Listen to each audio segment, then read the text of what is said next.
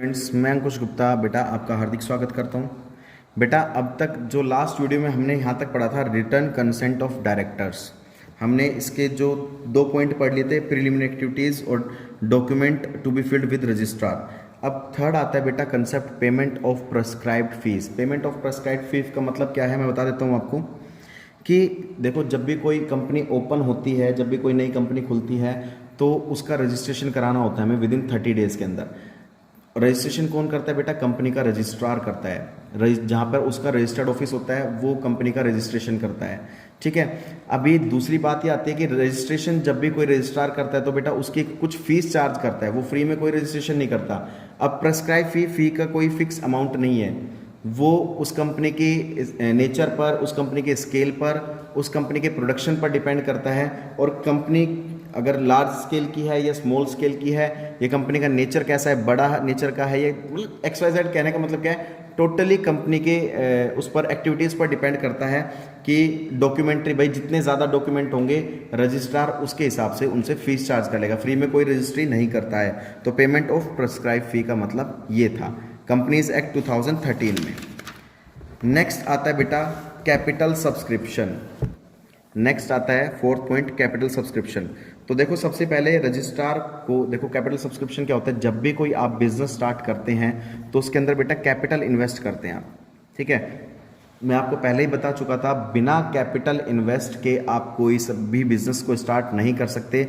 हर business को start करने के लिए कैपिटल की ज़रूरत होती है, क्योंकि जब भी आप बिज़नेस स्टार्ट करते हैं तो आपको भी बिज़नेस स्टार्ट करने के लिए आपको कैपिटल यानी कि पैसों की ज़रूरत होगी। पैसों की ज़रूरत किस लिए होती है भाई? आप ज़मीन भी खरीदोगे, उसमें बिल्डिंग बनाओगे, कंपनी बनाओगे, कंपनी की बिल्डिंग बनाओगे, फिर कंपनी के अंदर काम करने के लिए मशीनरीज भी खरीदोगे, फर्नीचर भी खरीदोगे, प्लांट भी खरीदोगे।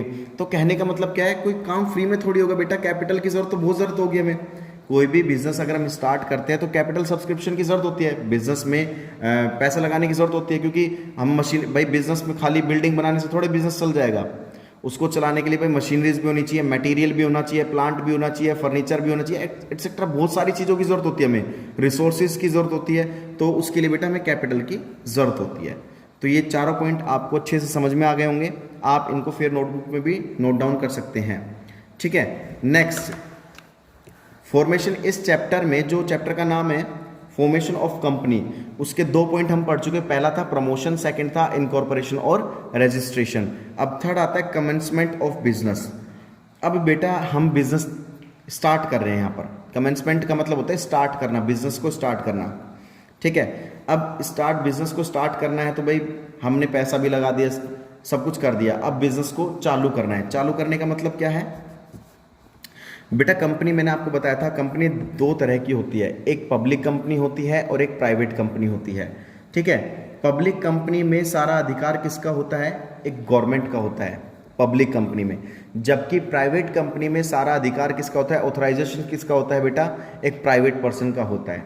तो कहने का मतलब क्या है, यहां पर हम दोनों चीज देखेंगे, in case of company issuing the prospectus और in case of company not issuing the prospectus.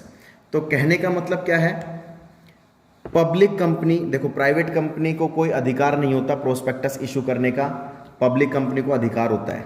ठीक है। अब आप कहोगे सर प्रोस्पेक्टस होता क्या है? देखिए, प्रोस्पेक्टस एक तरीके से आपने नाम सुना होगा पैम्पलेट्स का। पैम्पलेट्स नहीं होते जो हम आजकल न्यूज़पेपर में, हमारे पास जब सुबह सुबह हम न्यूज़पेपर पढ़ते हैं तो पैम्पलेट्स आते हैं भाई, एक स्क्वायर टाइप का जो एक पर्चे से हम जिसे बोलते हैं भाई विज्ञापन के लिए नहीं आते।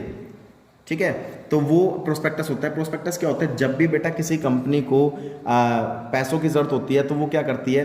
पब्लिक में प्रोस्पेक्टस इशू करती है। प्रोस्पेक्टस एक डॉक्यूमेंट होता है जिसके अंदर कंपनी की सारी डिटेल्स मेंशन होती है।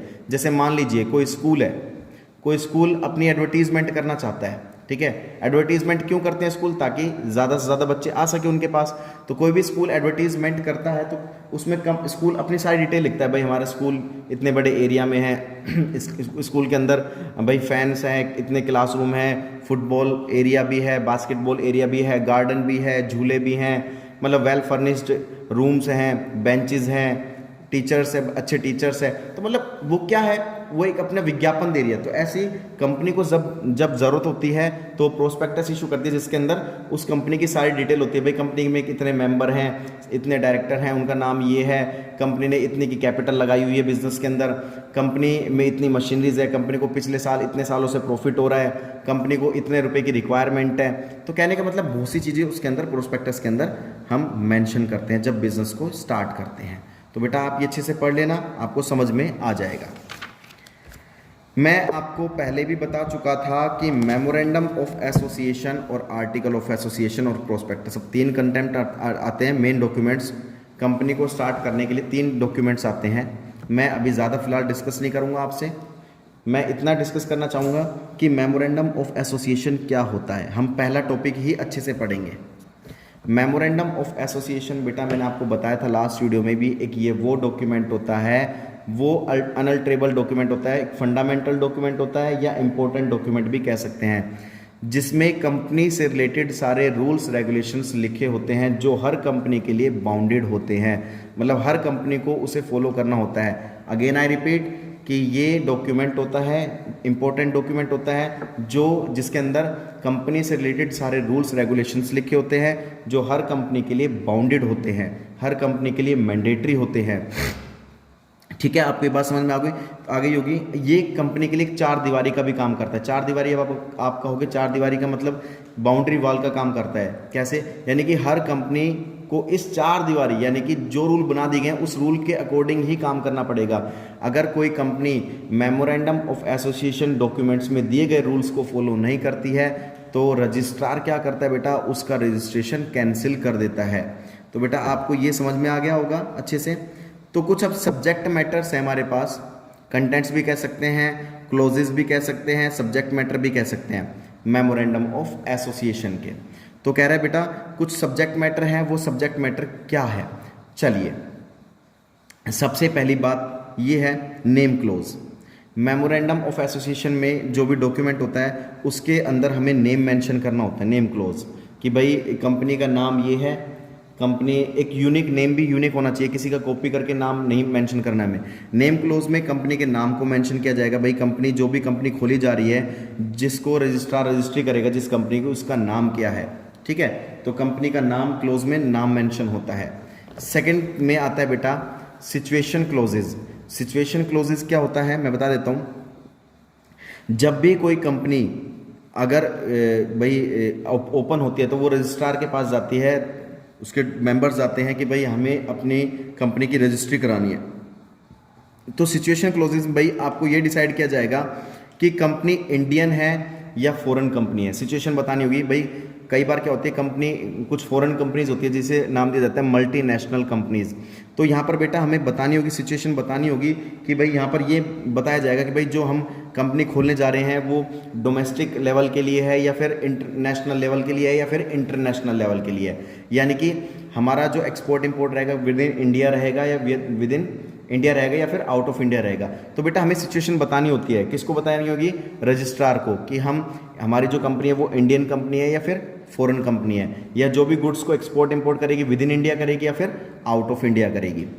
नेक्स्ट आता है बेटा ऑब्जेक्ट क्लोज। ऑब्जेक्ट मतलब आपका उद्देश्य है। जब मेमोरेंडम ऑफ एसोसिएशन जो डॉक्यूमेंट होता है इसके अंदर हमें ऑब्जेक्ट क्लोज भी देना होता है कि जो कंपनी हम खोलने जा रहे हैं उसका बेटा ऑब्जेक्ट क्या है। यानी कि कंपनी के ऑब्जेक्ट दो होते हैं, या तो प्रॉफिट मोटिव या फिर सोशल वेलफेयर। ठीक है, तो हर कंपनी का ऑब्जेक्ट एक सेम नहीं होता है। कई कई कंपनी का ऑब्जेक्ट सोशल वेलफेयर होता है, कई कई कंपनी का ऑब्जेक्ट क्या होता है बेटा? Profit motive. तो ऑब्जेक्ट क्लोज में हमें ऑब्जेक्ट भी हमें बताना होगा, मेंशन करना होगा कि हमारी कंपनी जो हम खोलने जा रहे हैं उसका मेन ऑब्जेक्ट क्या है। ठीक है, नेक्स्ट आता है बेटा fourth liability clauses. Liability clauses, liability clauses में लायबिलिटी का मतलब हमारा दायित्व होता है, पेमेंट होता है लायबिलिटी का मतलब करना। तो लायबिलिटी का क्लोजेज में क्या होता है कि भाई हमें ये बतानी होगी कि भाई हमने किस किस व्यक्ति से, किस किस बैंक से, किस किस क्रेडिटर से हमने पैसा उधार लिया हुआ है, जो हमारे पर डेप्ट एक तरीके से कर्जा है हमारे ऊपर, तो वो भी हमें मेंशन करना होगा। हर चीज़ हमें इसके अंदर मेंशन करनी होगी कि कंपनी की जो लायबिलिटी है वो लिमिटेड है या फिर वो अनलिमिटेड है। अब लिमिटेड और अनलिमिटेड लायबिलिटी के बारे में आपको बेटा बहुत अच्छे से डिस्कस कर चुका हूँ। लिखिए लिमिटेड लायबिलिटी क्या होती है और अनलिमिटेड लायबिलिटी क्या होती है। तो लायबिलिटी को भी डिस्क्लोज करना होगा हमें अच्छे से। तो बेटा ये 4 पॉइंट आपको अच्छे से पढ़ने हैं जो मैंने पढ़ा दिए हैं। फिर भी कोई दिक्कत आती है, कोई डाउट आती है, आप हमसे कांटेक्ट कर सकते हैं, फ़ोन पे डिस्कस कर सकते हैं, हम आपको पूरी एक्सप्लेनेशन देंगे। और ये बेटा फेयर नोट में आपको करना है।